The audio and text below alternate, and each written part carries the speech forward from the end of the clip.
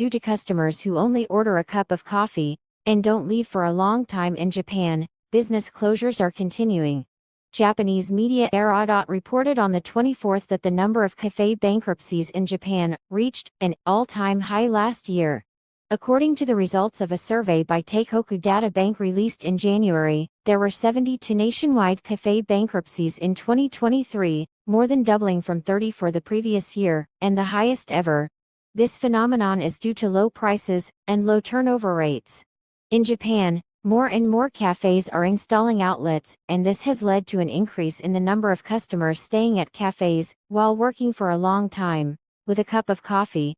In the past, many Japanese cafes used only a short period of time, so even if the unit price was low, they filled their sales with turnover ratio.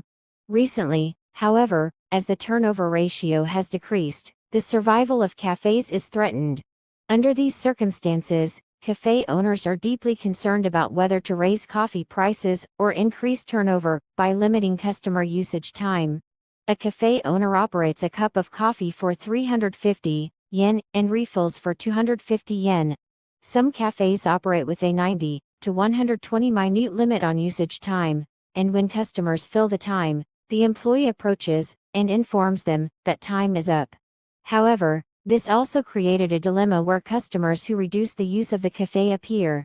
Even in Korea, customers who stay at cafes for a long time used to become an issue.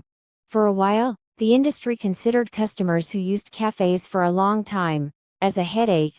They sometimes treat customers as rude customers who order a drink and use cafes for a long time to take up space, causing frequent disputes between customers and owners.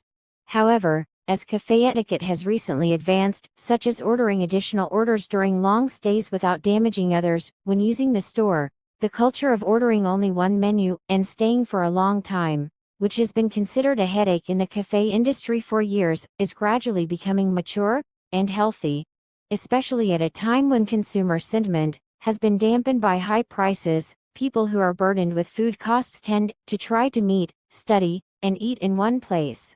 In response, the industry is increasing the number of seats for one person so that they can separate the internal space for meetings or study alone, and launching products that are light as a substitute for meals to attract customers who stay for a long time.